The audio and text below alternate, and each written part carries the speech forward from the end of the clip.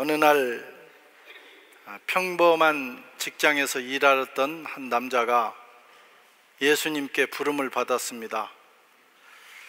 이 사람은 레위의 아들이어서 레위 마태라고 불리기도 했습니다. 레위 마태는 사람들이 보기엔 죄인 중에 죄인, 사회의 쓰레기처럼 여겨졌던 세리였습니다. 하지만 예수님은 마태를 외면하지 않으시고 그를 오히려 제자로 불러내셨습니다. 그의 인생은 한마디로 은혜 그 자체였습니다. 은혜라는 단어가 아니고는 설명할 수 없는 인생, 그것이 바로 예수님의 제자가 된 세리 마태의 인생입니다. 오늘 본문은 마태의 인생에 나타난 하나님의 은혜를 구체적으로 우리에게 보여주고 있습니다. 첫째는 부르심의 은혜입니다. 9절에 보니까 예수께서 그곳을 떠나 지나가시다가 마태라는 사람이 세관에 앉아 있는 것을 보시고 이르시되 나를 따르라 하시니 일어나 따르니라. 마태 앞에는 항상 세리라는 말이 따라다닙니다. 세리, 세관원, 오늘날로 말하면 국세청에서 꽤 높은 직위에서 근무하는 사람이에요. 그런데 당대는 지금 사실 국세청에서 일하면 그 자랑스러운 직업 아니에요? 그런데 이 시대 유대 사회가 로마의 속국이 돼 있었던 이 시대의 세리는 사회의 지탄을 받는 직업이었습니다. 그들은 로마를 위해서 일하면서 로마에게 바쳐야 될 세금을 걷어 로마에게 전달하고 또 자신을 위해서 또 다른 세금을 걷는 거죠. 그러니까 결국은 이 세리에 의해서 그의 동족인 유대인들은 그 고혈을 빨리는 겁니다. 한마디로 말하면 이 사람은 동족의 피를 빨아먹는 매국노, 흡혈귀 같은 사람이에요. 동족의 목에다가 빨대를 꽂고 그 피를 빨아먹는 그런 사람과 같습니다. 그래서 유대인들은 그 직업을 경멸했고 이 길을 가고 있는 세리 마태조차도 자신의 그 정체성에 대한 혼란과 부끄러움이 있었을 것입니다. 아무도 그를 사람 취급하지 않았고 상대하려고 하지도 않았습니다. 마치 우리나라 옛날 일제강점기 시대에 일본 경찰 앞잡이가 돼서, 일본 경찰이 돼서 그 사람들이 사실은 일본인보다 한국 사람이 한국 사람을, 조선 사람이 조선 사람을 더 잔혹하게 탄압하는 거예요. 경찰서에 가서 고문하고 죄를 찾아내고 또 없는 죄를 뒤집어 씌고 하는 사람들이 다 우리끼리 그렇게 한 거란 말이죠. 더 그렇게 사람이 변하면 더 악질적으로 변할 수 있는데 지금도 우리가 일본 경찰 같은 놈 그러면 욕입니다. 이 일본 경찰 같은 놈. 지금 100년이 다 돼 가는데도 우리가 치가 떨리는 그런 대상이잖아요. 그런 것처럼 그 당시에 이 세리라는 직업은 바로 그런 거였어요. 유대인들에게는 상종하고 싶지 않은 아주 나쁜 놈, 그런 분위기였습니다. 그렇지만 예수님은 세리를 부르신 거예요. 세관에 앉아있는 세리를 보셨고 그를 부르셨고 예수님의 제자의 반열에 들어가는, 그것도 12사도. 예수님 제자들이 얼마나 많습니까? 수만 명이 있고 그 중에 70명의 제자 그룹이 있고 그 안에 12명의 제자가 있고 그리고 3명의 제자 그룹이 있어요. 이렇게 점점 그 가치가 좁혀져 가는 건데 12명의 사도 그룹을 통해서 주님은 이 지상에 교회를 세우시고 하나님의 나라를 확장하는 일을 하시는 거죠. 얼마나 중요한 자리입니까? 그 자리에 마태가 부름을 받은 것입니다. 그가 자격이 있어서가 아니라 주님의 시선이 그에게 꽂히신 거죠. 주님은 조건 없이 그를 부르셨습니다. 왜 그를 부르셨을까? 왜 마태를 부르셨을까요? 여러분이 저에게 묻는다면 저도 모릅니다. 어떻게 설명할 길이 없어요. 하나님 나라라고 하는 그 거룩한 일을 위해서 최소한 이런 사람은 빼야 되는 거 아닙니까? 나라를 팔아먹은 사람, 자기의 그 생계를 위해서 그런 직업을 택한 사람들, 그런 사람은 빼야 되는 상식 아니에요? 예수님이 지금 그 상식의 선을 넘어서셔서 마태를 부르고 계신 거예요. 왜 부르셨냐 이게? 왜? 제가 천국에 가면 주님께 여쭤볼 것이 여러 가지 매 설교마다 나옵니다. 그 중에 하나가 마태를 왜 부르셨냐 이게. 어떤 조건으로? 마태가 도대체 뭔데? 마태보다 훌륭한 사람이 얼마나 많은데 부르셨느냐? 논리적이고 합리적인 설명이 어렵습니다. 마태를 부르신 사건을 한마디로 설명해야 한다면 딱 한 단어 있어요. 은혜입니다. 조건 없이, 조건이 안 되지만 주님께서 그를 불러내신 거예요. 설명할 수 없는 것, 설명할 수 없는 혜택을 받는 것, 여러분 그게 은혜입니다. 마태는 은혜로 부르심을 받았어요. 저와 여러분은 어떻습니까? 우리는 마태보다 훌륭합니까? 저와 여러분은 마태보다 더 좋은 조건을 가지고 있다고 생각하시나요? 저는 이 설교를 준비하면서 내가 마태구나, 어쩜 마태보다 못한 사람이구나 하는 생각을 했어요. 우리는 주님께 부름받을 자격이 하나도 없음에도 불구하고 주님이 그리스도인으로 불러내셨고 성도로 불러내셨고 그리고 주님의 제자로 또 사명자로 저와 여러분들을 불러내셨습니다. 자격이 있어서가 아닙니다. 조건이 좋아서가 아닙니다. 은혜입니다. 그래서 우리 인생은 은혜로 시작해서 은혜로 마치는 인생이에요. 조건으로 따지면 여러분 교회 밖에 있는 사람들 중에 조건 좋은 사람이 얼마나 많은 줄 아세요? 인물로 말하면 세상 사람들이 더 이뻐요. 남자들 이 풍채로 말하면 세상에 있는 영화 배우들이 훨씬 훌륭합니다. 그들이 돈도 많고 문벌도 좋고 학벌도 좋아요. 그런데 주님은 왜 우리를 부르셨을까? 여러분 설명할 수 있어요? 주님이 왜 나를 부르셨을까? 설명할 수 있어요? 설명하기 어렵습니다. 은혜입니다. 그것이 은혜. 아무 조건 없이 주님이 우리에게 혜택을 베푸신 것입니다. 고린도전서 1장 26절에 형제들아 너희를 부르심을 보라. 육체를 따라 지혜로운 자가 많지 아니하며 능한 자가 많지 아니하며 문벌 좋은 자가 많지 아니하도다. 고린도 교회 자기들 잘난 줄 알고 그래서 막 서로 싸우고 기재기하고 그런 사람들을 향해서 말하는 거예요. 너희 부르심을 봐라. 문벌 좋은 자도 능한 자도 지혜로운 자도 많지 않다. 이게. 세상에는 그런 사람들이 천지빛깔로 있습니다.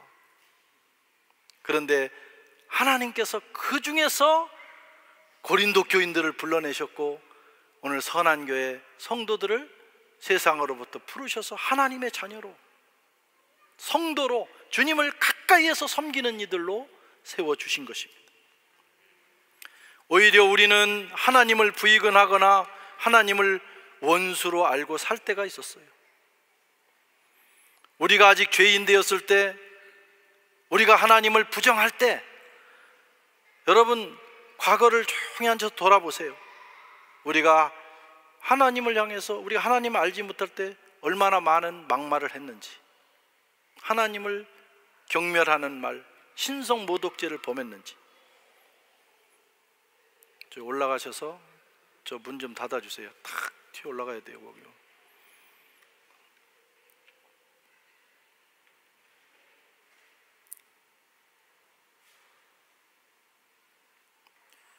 하나님은 우리가 아직 죄인 되었을 때 그리스도를 보내셨고 십자가에 죽게 하셨고 그 피로 우리의 허물을 덮으셨고 구원하셨고 하나님의 자녀 되게 하셨고 그의 나라의 백성이 되게 하셨어요.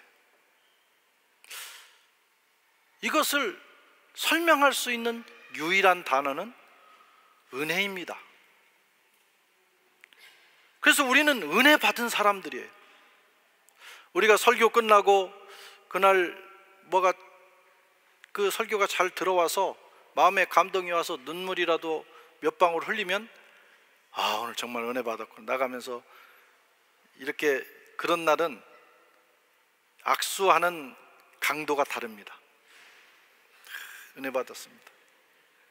그 어떤 날은 저도 죽을 쓰는 날이 있거든요. 제가 하면서도 오늘은 주기로구나 그런 생각이 들 때가 있어요. 근데 나가면서 보면 그날은 악수의 강도가 다르죠.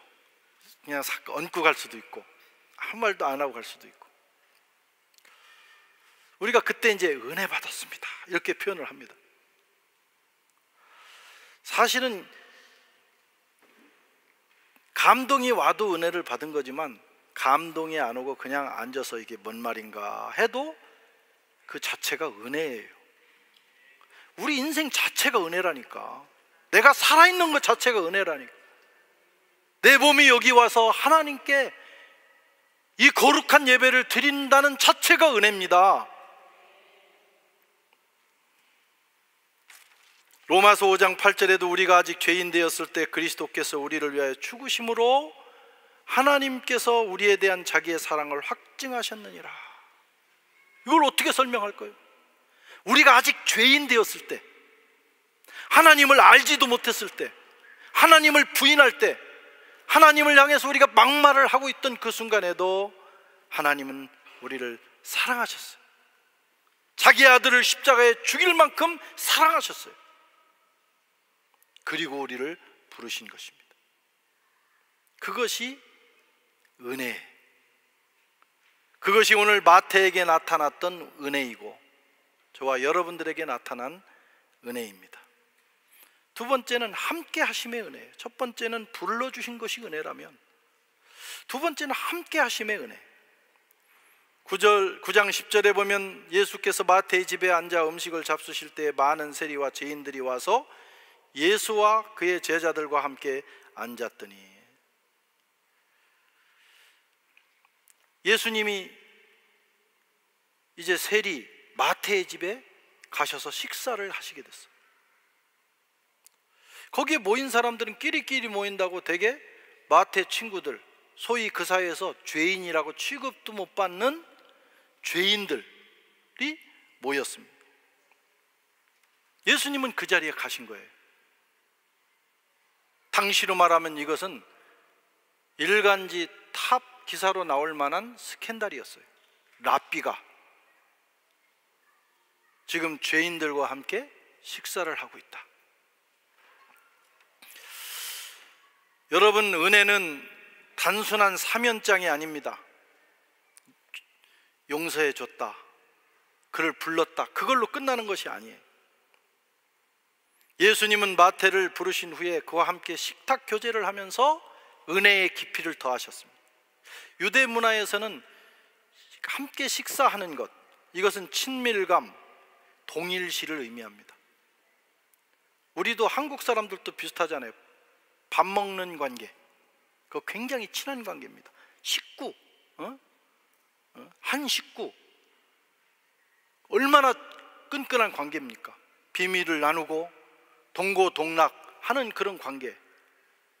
그리고 서로 관계가 안 좋다가도 우리 밥 먹을까? 밥 먹자고 밥 먹으면 되게 뭐 설명 많이 안 하고 많은 문제가 해결이 되잖아요. 굉장히 좋은 그런 문화입니다. 그래서 이 식탁을 누구와 하느냐가 중요하거든요. 예수님이 마태와 그 친구들과 함께 한 거예요. 그 사회에서 죄인이라고 하는 사람들. 누가 비난을 받겠어요? 예수님이 비난을 받는 거죠. 어떻게 랍비가 저런 자들과 함께 할 수 있는가?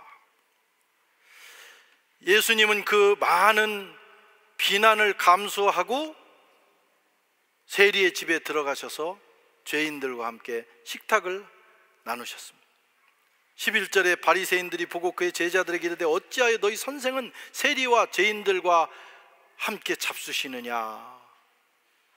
제가 부드럽게 읽었지만 그 당시에 이 근본주의 그 유대인, 오늘날로 말하면 이제 예루살렘에 가면, 저도 지금은 성지순례 길이 막히고 있지만 제가 갔을 때만 해도 그분들 종종 봅니다. 그분들이 따로 사는, 정통 유대인들이 사는 지역이 있어요. 그 무더운 여름에도 막 검정 모자 쓰고 갓 쓰고 옷 입고 수염을 탁 이렇게 머리인지 수염인지 이렇게 따가지고 있는 분들이 있어요.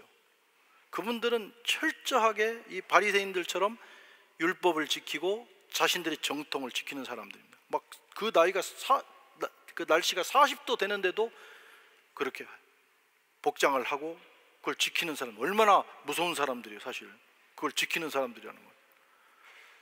거기다가 우리 같은 이방인들하고 대화도 안 하려고, 길 물어보면 대답을 안 합니다. 고개를 돌립니다. 그런 정도로 나름 구별된 생활을 하는 사람들인데, 당시의 바리새인들이 그런 사람들이었어요. 바리새인이 될 수 있는 조건을 통과하는 게 쉽지 않아서 한 6,000명 정도밖에 안 된다고 그러잖아요. 그 당시에. 그 사람들이 지금 예수님을 노려보면서 지금 공격하고 있는 거예요. 얼마나 사나운 그 목소리에 얼마나 그 비난이 들어있었겠어요. 그러나 주님은 아랑곳하지 않고 마태와 함께 하셨습니다. 함께 하심의 은혜. 주님이 우리와 함께 하신다는 것은 그것을 위해서 주님이 이만큼 자신을 희생하심으로 가능해지는 거예요. 여러분, 누군가를 용서하고 받아들일 수는 있어요. 우리가 살면서 누구와 안 좋은 관계, 나한테 잘못한 사람이 있는데 내가 그 사람을 용서하고 오케이 하고 받아들일 수는 있어요. 사실 그것도 쉽지는 않습니다. 거기까지. 그리고는 되게 더 이상은 가까이 하고 싶지는 않죠. 왜? 또 그런 문제로 얽힐까 봐.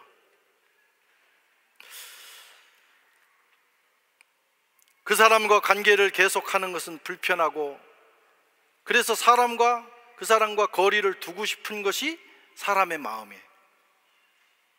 지금 이 세리와 주님이 만나셨지만 이 세리와 지속적으로 교제를 하면서 만난다는 것은 예수님에게는 큰 부담이에요. 계속적인 공격, 또 내면의 갈등, 이런 게 올 수밖에 없는 거죠. 그래서 우리는 되게 누구를 용서도 잘 하기 어려워요. 사실 우리 살다 보면 내게 큰 치명적인 잘못한 사람을 용서한다는 게 참 쉬운 일이 아니에요. 한번 용서할 수 있어요. 그것도 훌륭한 일이에요. 그런데 그 다음에 그 사람과 새로운 관계를 형성하면서 가기는 쉽지 않아요. 그래서 빨리 용서하고 내 기억에서 지우는 거죠. 사실 나 편하자고 그러는 거거든.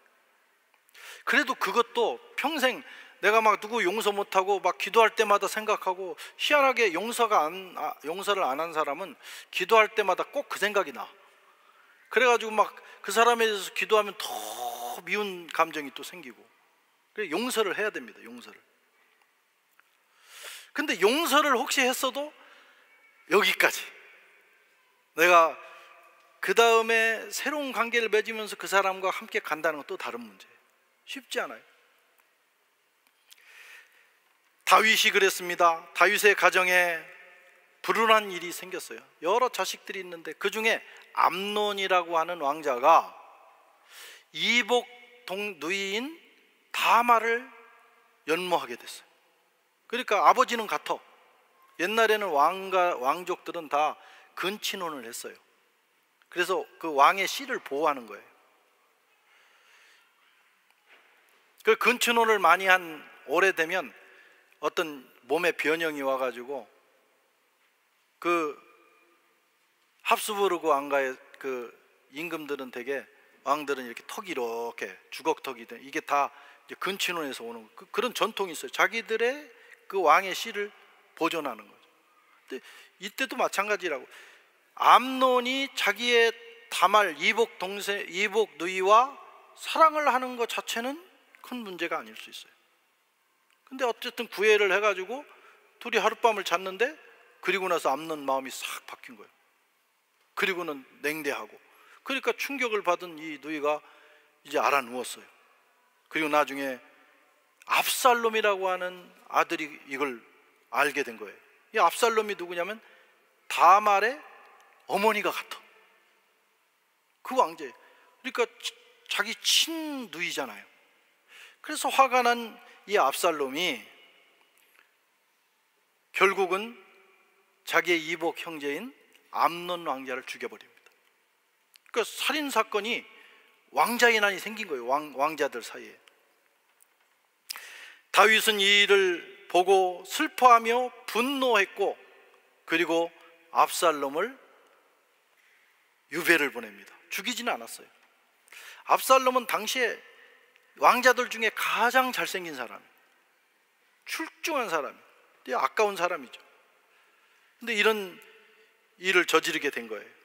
그 멀리 유배를 보냈는데 그 후로 이런저런 일들이 있은 후에 다시 다윗이 압살롬을 예루살렘으로 부르게 됩니다. 그 얘기는 아버지가 아들을 용서했다는 거예요.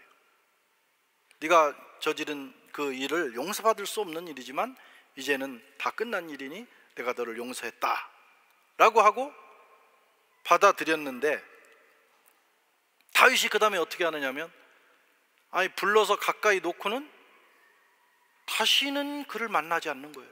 왕궁으로 오라고를 안 하는 거예요.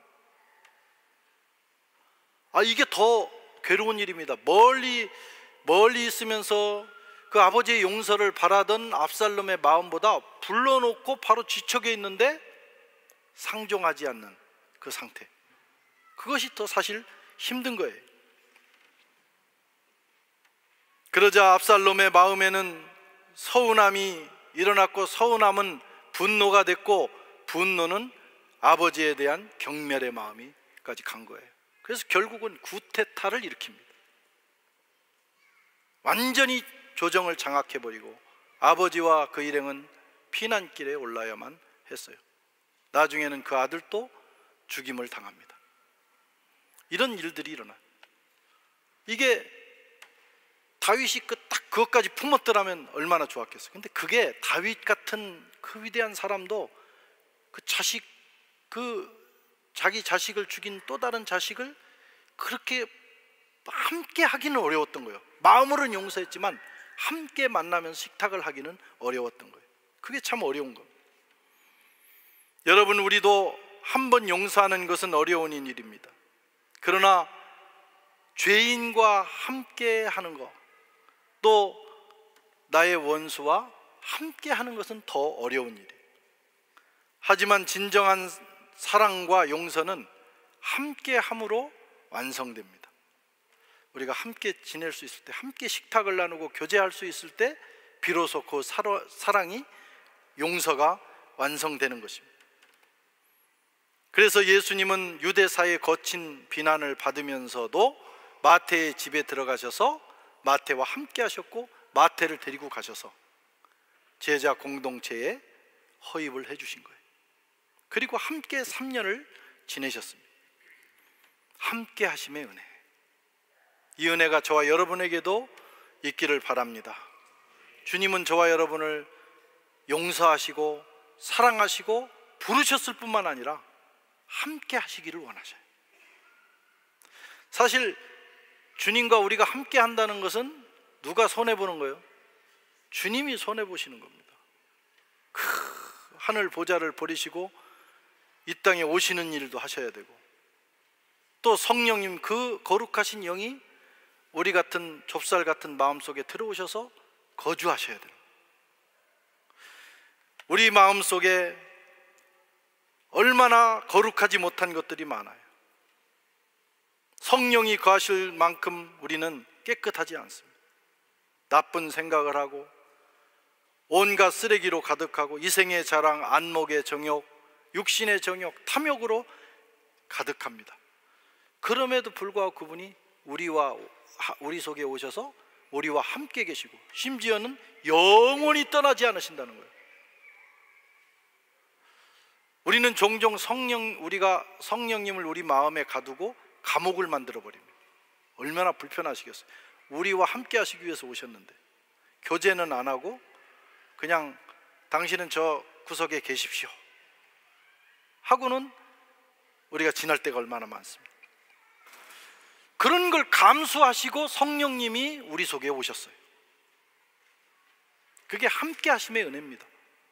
우리가 그 사실을 알고 이것이 얼마나 큰 은혜인지를 알고 내 안에 계신 성령님을 존중하고 그분과 교제하고 또 그분께 기도하고 그분과 더불어 살아가는 삶을 추구해 나가야 합니다. 그런 은혜가 있으시기를 축원합니다. 세 번째는 긍휼히 여기심의 은혜예요. 12절 13절 같이 읽겠습니다. 예수께서 들으시고 이르시되 건강한 자에게는 의사가 쓸데없고 병든 자에게라야 쓸데있느니라. 너희는 가서 내가 긍휼을 원하고 제사를 원치 아니하노라 하신 뜻이 무엇인지 배우라. 나는 의인을 부르러 온 것이 아니요 죄인을 부르러 왔노라 하시니라. 예수님이 우리 마태를 부르시고 저와 여러분을 부르시고 또 예수님이 우리와 함께 하실 수 있었던 원동력이 뭐냐?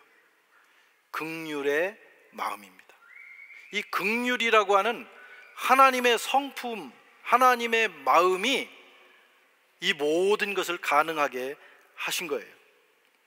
예수님은 이 땅에 오실 때 그 긍휼을 품고 오셨습니다. 그래서 세상을 바라볼 때 긍휼의 눈으로 바라봐요. 예수님 이제 옛날 그 카톨릭 그 종교개혁 이전에 카톨릭의 그 성화 같은 걸 보면 루터 영화를 보면 루터도 막 그 앞에 가서 사시나무 떨듯이 발발발발 떱니다. 예수님이 너무 무섭게 내려다보고 있는 거예요. 그게 이제 중세가 만들어낸, 물론 재림 때 오시는 예수님 심판자로 오시지만 이 중세가 만들어놓은 예수님 상에 대한 왜곡일 수도 있어요. 예수님이 초림으로 오신 예수님은 무한한 긍휼을 가지고 오신 거예요. 자기를 십자가에 못 박고 저주하고 비난하는 자들조차도 용서하시는 그 긍휼의 마음으로 오신 거예요. 그래서 자비롭고 긍휼이 뚝뚝 떨어지는 눈으로 바라보는 예수님을 그려야 되는데 너무 무서운 예수님으로 그린 거예요. 예수님은 하나님의 긍휼의 마음을 가지고 이 땅에 오셨어요. 그래서 세상이 멀리하는 죄인까지도, 세상이 경멸하는 마태까지도 예수님은 거침없이 받아들일 수가 있었어요. 사람들이 비난해도 괜찮아요. 예수님의 긍휼의 마음이 그것을 넘어섭니다. 긍휼이라는 단어는 구약에서 두 가지 단어로 나타납니다. 하나는 라함, 하나는 헤세드. 라함이라는 단어는 여성의 자궁이라는 의미예요. 여러분, 자궁이 뭡니까? 거기서 아이가 만들어지는 곳이잖아요. 어머니의 태예요. 라함이라는 우리말로 긍휼이라고 번역된 이 라함은 어머니가 자식을 품는 그 자비로운 본능적인 사랑의 마음을 의미합니다. 어머니가 자식을 사랑하는 건 아버지가 자식 사랑하는 것하고는 차원이 다른 것 같아요. 제가 어제 저녁에 밖에 페트들라 뮤직으로 막 시끄러운데 저는 조용히, 너무 더워가지고 집에 들어가서 유튜브를 하나 봤어요.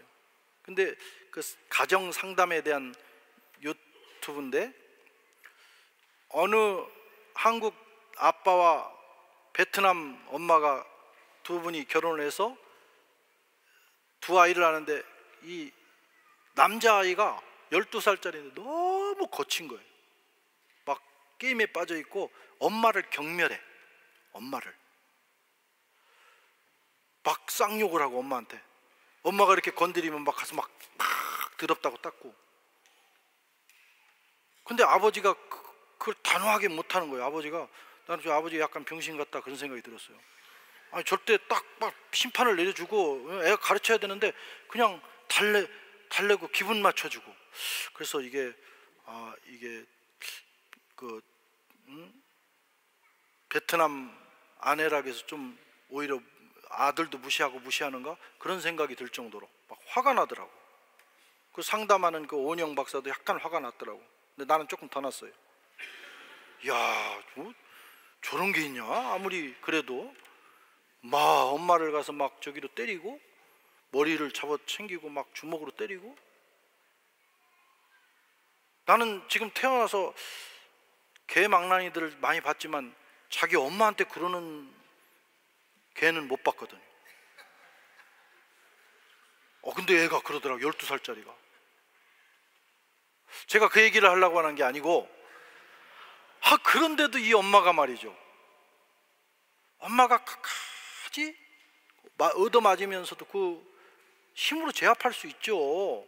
근데 얻어맞으면서도 가서 문을 두드리고 밥을 먹으라고 하고, 얘가 혹시나 더 빗나갈까 봐, 얘가 어떤 정신적인 이상이 올까 봐 계속 두드리고 얻어맞으면서. 그래서 야, 한국 엄마만 이렇게 훌륭한 줄 알았더니, 야, 베트남 엄마도 똑같구나 그 생각을 했어요. 아니면 요즘 한국 엄마들은 사실 무섭긴 해요. 그래가지고 그러면 그 거의 뭐 그냥 가만 안 뒀을 겁니다. 근데 이 엄마가 하여튼, 저는 거기서 모성애라는 걸 봤어요 어제. 야, 그러더니 결국은 끝까지 그 수모와 그 막 이런 데가 맞아가지고, 그 완전 몽둥이는 아니지만 막 이걸 들고 나가서 엄마를 때리고 막, 와, 엄마에게 막 그런 욕을 하고 막. 그런데도 그 아이를 잘 설득을 하더니 마지막 파이널은 뭐냐? 밥상머리에서 이 아이가 엄마 미안했다고, 얘가 변한 거예요. 어느 시간이 있잖아요. 그게 방송 그냥 대본일까? 대본 아니라고 생각해요. 아이가 그 이제 변화의 과정을 걸쳐서 마지막에 아이가 사과를 하면서, 걔가 사과할 애가 아니야. 걔는 그냥 소년원에다 집어넣어야 되래. 딱 그런 애예요. 그런데 애가 사과를 하더라고. 그 엄마의 그 사랑의 진정성을 사실 봤다고 생각되고, 혹시 못 깨달았더라도 나는 그걸 보면서, 이야, 아빠로서, 아빠가 자식한테 저렇게 하면, 저런 대우를 받으면 견딜 수 있을까? 아빠는 잘 안 될 것 같아. 근데 엄마는 되더라고. 그게 바로 자기 몸에서 아이를 잉태해서 10달 동안 키워가지고 피 흘리면서 낳아가지고 키우는 엄마의 사랑. 그래서 아빠의 사랑보다 엄마의 사랑이 더 진한 것 같아요. 어머님들 화이팅! 훌륭하십니다. 어머님들. 그 사랑이 뭐냐? 라함, 하나님의 긍휼이라는 거예요. 그래서 우리는 생각할 때, 아유, 하나님 나 이 정도면 나 버리셨을 거야. 우리가 예수 믿고도 회개하고도 잘 못 살잖아요. 여기 이렇게 다 선남 선녀처럼 앉았지만 집에 가서 부부싸움 할 때, 뭐 여러분 혼자 있을 때 한번 보세요. 그러면 우리가 생각하기를, 아이고, 아마 나는 하나님 버리셨을 거야, 이렇게 생각한다고. 그러나 우리가 하나님의 긍휼, 라함의 사랑을 알면 사실은 그보다 더 못한 상태의 우리를 받아들여 주신 분이에요. 끝까지 주님은 기다리시고 덮어주시고 그 어머니의 사랑보다 더 큰 사랑으로 우리를 사랑해 주시는 거예요. 헤세드란 뭐냐? 언약적 사랑이에요. 변치 않는 사랑. 한번 부르셨으면 끝까지 가는 사랑이에요. 시편 103편 13절에 아버지가 자식을 긍휼히 여김같이 여호와께서는 자기를 경외하는 자를 긍휼히 여기시나니. 이게 하나님의 마음입니다. 긍휼의 마음. 예수님 그 마음을 가지고 오셔서 마태를 대하셨고 지금 저와 여러분들을 대하고 계세요. 그리고 예수님을 찾아오는 수많은 사람들을 다 긍휼의 눈으로만 보시는 거예요. 그러니까 다 불쌍하고 막 마음이 짠하고 어떻게 예수님 어찌할 바를 모르시는 거예요. 마태복음 9장 36절에 보면 무리를 보시고 불쌍히 여기시니, 그냥 보면 불쌍한 거예요. 보면 그들이 목자 없는 양과 같이 고생하며 기진함이러라. 이 긍휼의 마음, 예수님이 가져오신 이 긍휼의 마음이 마태와 저와 여러분을 부르시고 우리와 함께 하시고 마태와 함께 하시게 된 것입니다. 그리고 주님은 우리도 그 마음 품고 살아가라고 말씀을 하셔요. 하나님이 원하시는 게 뭐냐? 뭐 기도 잘하는 거, 우리가 봉사 잘하는 거 다 중요하죠. 선교 잘하는 거 다 중요하죠. 그보다 더 중요한 것은 그 모든 것을 움직이게 하는 하나님의 긍휼의 마음을 우리가 품어야 된다 하는 것입니다. 사랑하는 성도 여러분, 마태의 삶을 한마디로 정리한다면 은혜로 시작해서 은혜로 끝난 삶이었어요. 그리고 그는 자신이 받은 이 은혜를 헛되이 하지 않았어요. 하나님의 은혜가 필요한 이들에게 은혜를 전하는 삶을 살았어요. 그는 예수님 승천하신 후에 마태복음을 기록했어요. 은혜의 복음입니다. 유대인들에게.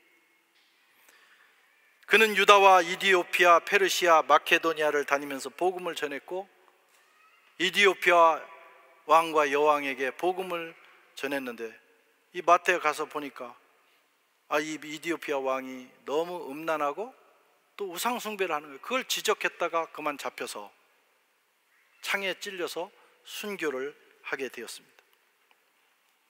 이것이 마태의 인생입니다. 마태의 삶은 한마디로 은혜였어요. 우리의 삶도 한마디로 은혜입니다. 우리가 은혜로 시작해서 오늘도 은혜로 살고 있고 주님 앞에 설 때까지 그 은혜로 살아갈 수 있는 저와 여러분 되시기를 축원합니다.